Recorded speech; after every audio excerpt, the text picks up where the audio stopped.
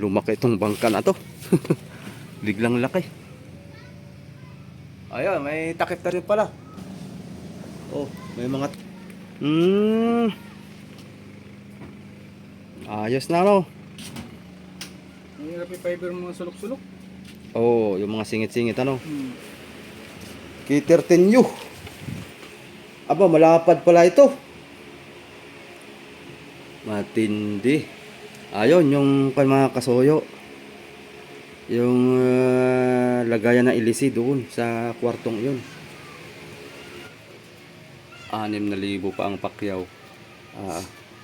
Talagang Yung isang pinakambugahan mga kasoyo ng tubig, ito yun, yung tubo na yan. Tapos yun naman dito nakakabit, bali magkakwa lang siya, up and down, up and down. Yan, what's up po mga kasoyo, magandang patanghali na po. Napadaan lang po ako dito mga kasoyo. At kala ko may tao dito at naghahanap ako ng segunda manong palo. Ay baka meron ako masaulitan dito ni sir. Ito, mamaya kausapin ko si sir, baka pwede sa atin to. Matibay pa naman to. 2 palo lang kailangan ko. Ito, naka-ready na palo. Ay, tabi kasi nila to. Pwede pa natin tong paninipsan. At ipang ikwanto planer. Tapos tong isa. 2 palo lang kailangan ko eh. Mahirap kasi maghanap ngayon ng kahoy. Ito kasi may bagong palo na to na in-orderan na. Ito may bago ng palo. Ay baka itong luma ay masulitan natin. Ay sayang naman, matibay pa. Planer lang, tapos pinturahan lang ulit yan. Pwede na. Wala pa lang trabaho ngayon mga soyo. Okay na oh. Meron ng dingding itong gilid. Ayan yung kamarote. Okay na. Silipin nga natin kung may sahig na lahat. Kung nakumpletuhan na. Lumaki itong bangka na to. Biglang laki. Ayun, may takip na rin pala. Oh, may mga takip na. Yung makina na lang wala pa. Ayan. Dito kasi butas pa tumaso dito kasi lulusot yung paltik. Kaya butas yan. Silipin natin dito mga kasoyo. Kamustahin natin si kuya kung ano ng kanyang ginagawa. Nagpa-fiber na. Daan na lang din tayo dito. Kamustahin na rin natin si kuya. Saktong-sakto yun. Papalang ko pala kay Kuya Andy yun mamaya. Pwede mahingi yung palo. Sana ibigay. Hey! Balita! Nagpa-fiber ka na? Pa-fiber ka na?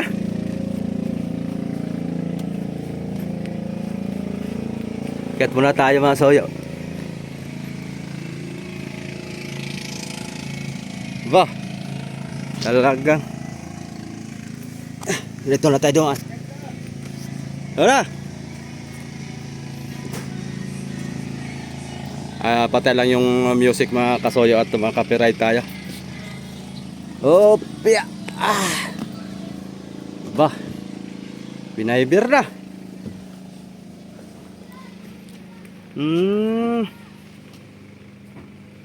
Ayos na no. mahirap yung fiber mga sulok-sulok. Oh, yung mga singit-singit ano. Yun ang mahirap, siguraduhan talagang kailangan takpan. Gawa na pag nasingitan ng tubig, suot na yan ano. Ay, yan ang pagkisimula ng ano, pagkaaluson. Oo. CCM. Kailangan talaga eh. Itong mga kantuhan na to, mahirap pa ito. Patitigasin ka muna. Oh, tapos tatabasin mo. Tatabasin. Tapos saka mo siya salubungin, hanay. na ayos mo na lahat, pati yung kuan. Aba, silik nga tayo dito. Yung makina. Hindi ko pa nakita yung makina mo dito eh. Ito. Ano nga ito, kuya? Hino? K13U. Aba, malapad pala ito. Matindi. Ayun, yung kay mga kasuyo. Yung lagayan ng ilisi doon sa kwartong iyon.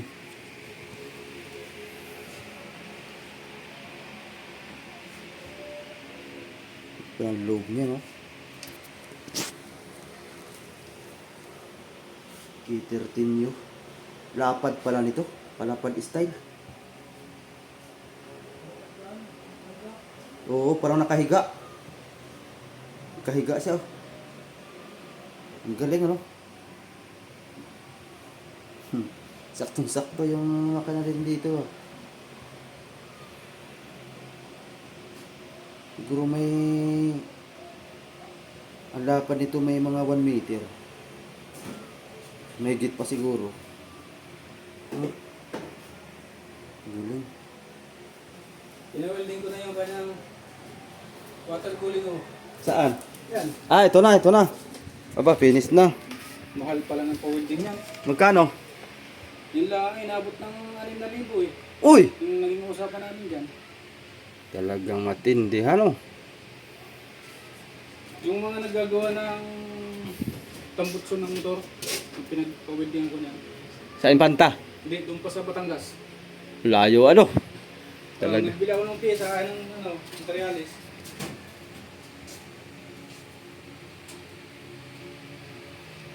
TIG weld ito, yo.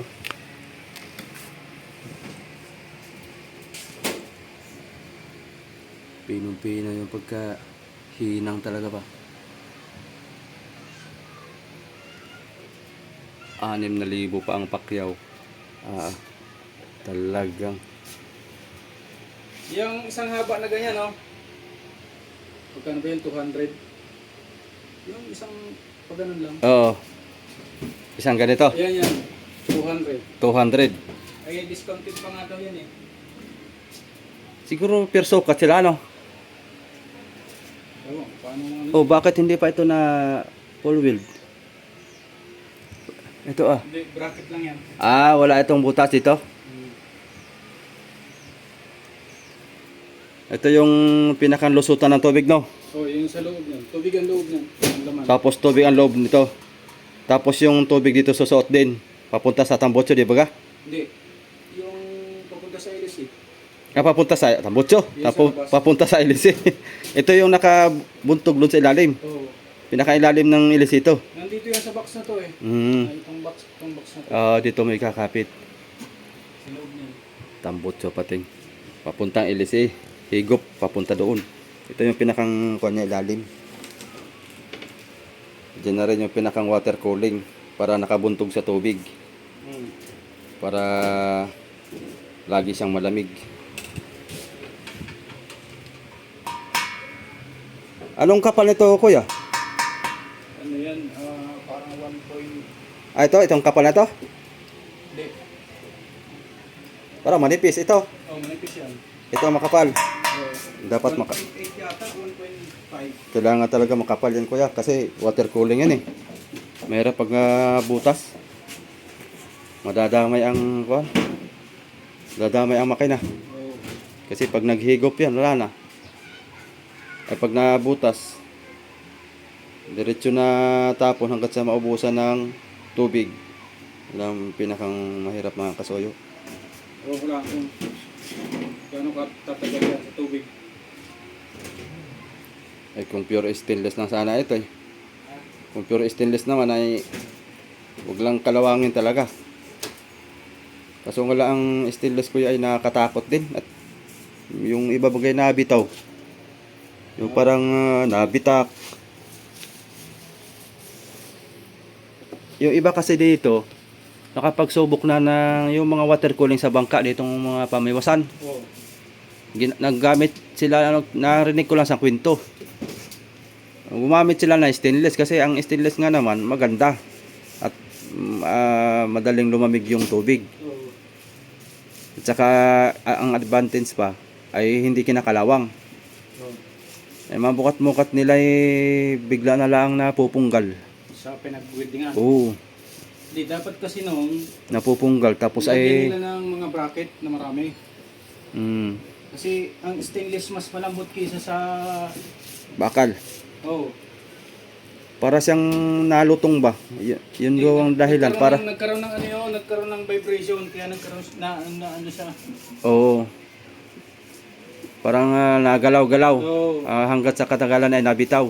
Parang ganayon Kaya ng nagkaroon siya ng butas. ganayon ng kaso. Dapat nung tinagtadan nila ng maraming bracket. Oo. Kaya simula nung siyempre parang charge to experience ba sa buhay. Pag nasubukan, siyempre hindi mo na ulitin na gano'n yun. Oo. Nangyari ng... Charge to experience talaga. Eh, di nauso na yung kuan. Yung GI na tubo. Yung pundido na tubo. Ayan na yung ginagawa nilang kuan. Pang water cooling. Ayan, susubukan ko rin yan kung anong maging ayan. Malalaman naman natin yan pag talagang templado na pala yan lahat. Hindi. Lalawakan mo pa ng kanyan. Ano na lang, kulang ito yung sabihin. Yung loob nito kaya ay dudublehin mo pa yan? Yan. Yung lalagyan mo pa ng fiber yan, loob ng kanan? Yung mga rata. Oo? Oo. Lagyan mo pa.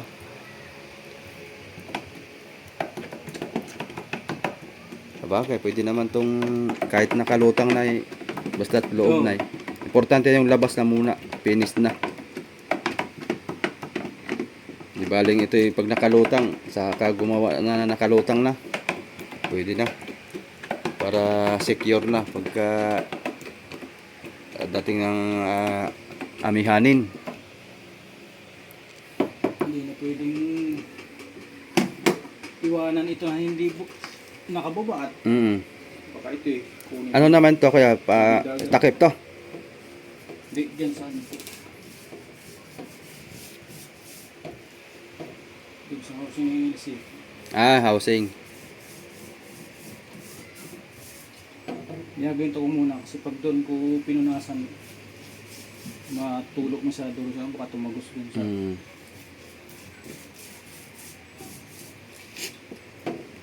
Nagpabatangas ka pala? Oo.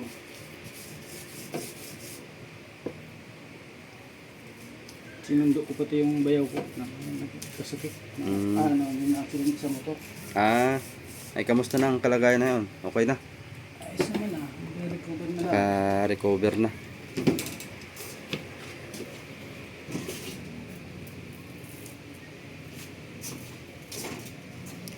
Dito mo binabasa. Tapos saka mo kinukuha.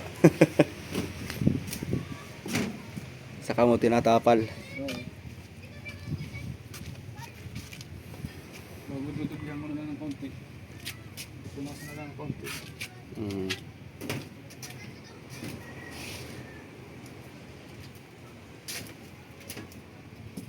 Balot na balot ng fiber ang housing ng LC mga soyo.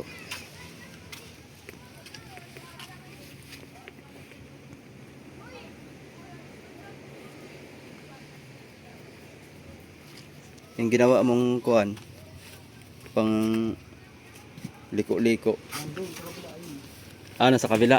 Kasi pag mainit na masyado rito doon naman ako na Oo. malilim naman dito Oo. Lipat-lipat lang. Oo. Ito. Tapos mo rin ano. Talagang pinakambugahan mga kasoyo ng tubig. Ito yun. Yung tubo na yan. Tapos yun naman dito nakakabit. Bali mag-gakwa lang siya. Up and down. Up and down. Pag gusto niyang atras, ida-down lang niya ito. At dito na labas yung tubig. Ito, pa-atras naman. Pa-atras. Kumbaga yan yung pinakang kuwan niya, reverse. Yung itong nakahulma na yan. Ayos, sana magtagumpay si kuya itong planadong ito.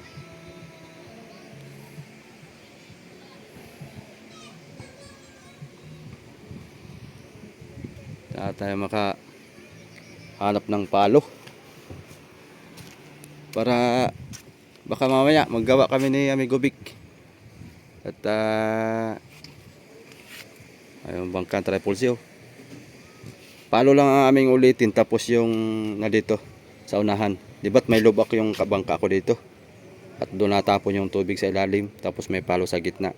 Plano namin babaklasin na yun para lumuwang yung kamarote sa ilalim, para maluwang yung pag makakasuot yung tao sa loob doon sa makina para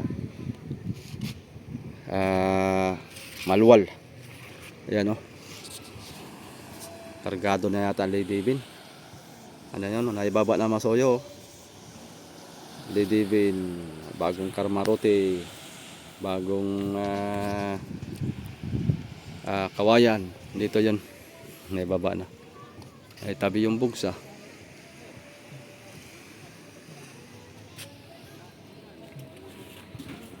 Medyo marami ngayong may lugi. Talagang simpo-simpuhan lang talaga. Oo nga, dyan pala kasama si Kabido mga kasoyo sa Lady Bean. Extra daw muna siya dyan. At magdadala sana siya ng bangka kaso nga lang parang nag-aalanganin na siya at maraming trabaho din sa bangka. Ikaw na pagka magkakapitan ka ng bangka tapos yung dadalhin mo ay repairin, eh kasama ka doon sa charge eh. Kasama sa pag-repair. Oo. Maganda pag humawak ka ng bangka walang repairin pag umpisa pa lang para pag balanse wala kang utang. Eh pag mga ganyan papahawak sa'yo may repairin, eh charge sa'yo yung kalahati. Minsan ay depende sa may-ari. Lahat ng mga konsumo sa magagastos sa bangka i-charge yun sa may ilang porsyento na mapapa-charge sa iyo doon sa bangka para mabawi doon sa may-ari. Kaya siguro umayaw na rin siya. Sabi ko, Kabido, huwag ka na lang kapitan kasi isa pa doon may edad ka na. Magpasahero ka na lang para walang sakit sa ulo. Masakit sa ulo pag magkapitan ka tapos may karamdaman pa si Kabido. Mahirap din naman pagka ma-pressure din. Pasahero na lang siya para magpitiks-pitiks. Pwede siya magpitiks-pitiks lang eh. Pag napapagod pwede siya matulog. Wala mang alam sa kanya. Oo, wala siyang obligasyon na sariling kanya yan eh.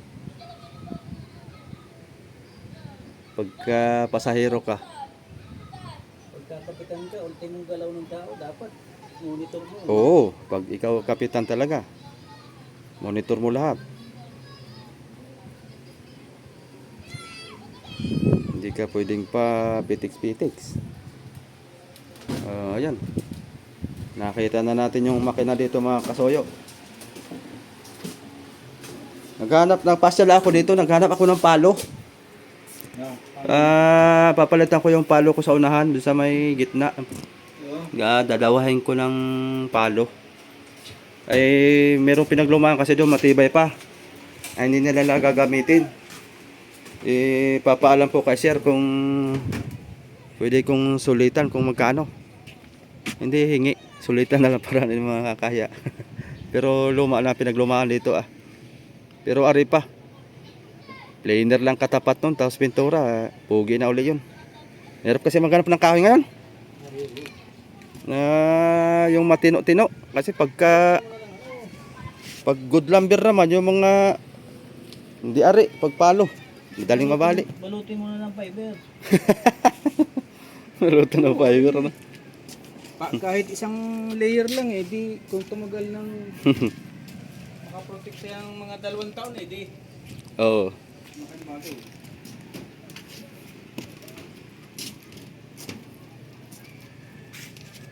Pupuntahan ko muna sa si Candy pala. Wala mang tao dito. Wala nang gagawa ngayon ano. Pero tapos na yung sahig yung mga takip oh. Ikaw na lang yan. Paltik, palangoy. Tapos yung kamarote nung luma, ipapatong daw yun nun. Sa taas. Finish na yan. Pintura na lang. Para malitiringan natin yan. Sigurado na literin sa'yo yun. Kainitan naman ngayon. Tanghalian na kuya. Dito muna ako. Pupuntahan ko lang si Kuya Andy at papalam ko yung palo. Kung gagamitin ba nila o hindi. O pinaglumaan. Salamat kuya. Dalaw-dalaw na lang tayo mga minsan dito mga soyo pag napasyal tayo. Update lang tayo dito sa kay Boss Marlon. Kala ko may tao dito, sayang. Pero punta na lang natin sa bahay. Baka nandun din si Sir.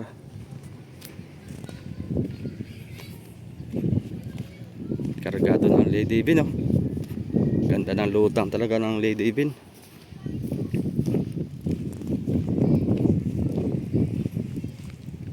Doon sa napanood nyo ng makina mga kasoyo, salamat ng marami. At ay! Lahat na kayo? Lahat na?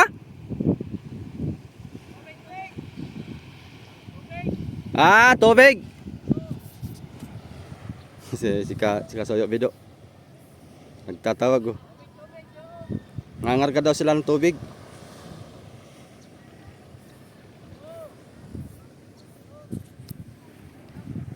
Oh, pitix lang mga soyo, bilis manakbo. Oh.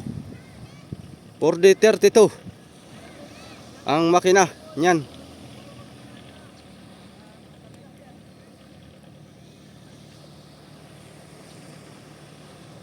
Dahan-dahan lang yan. Bilis manakbo. Maganda pang pagkatuno ng ilisi. Wala para si Raps TV Vlog ngayon masoy, nasa Real. Nag-landscaping. Sana makuha natin to. Itong dalawa. Para ito na yung gagamitin natin. Tibay pa yan. Tsaka malaki to. Saktong-sakto yan. Laki. 2 piraso.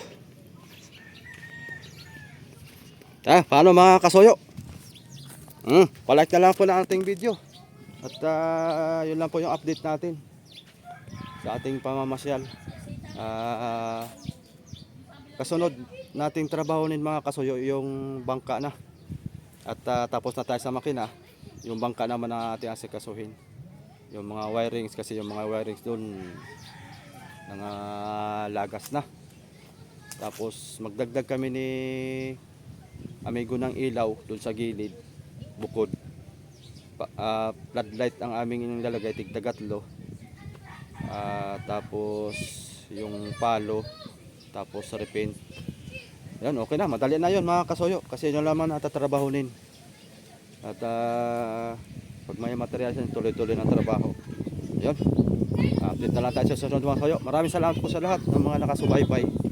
Antay-antay lang tayo at makakapag-adventure din tayo pag fishing. Salamat.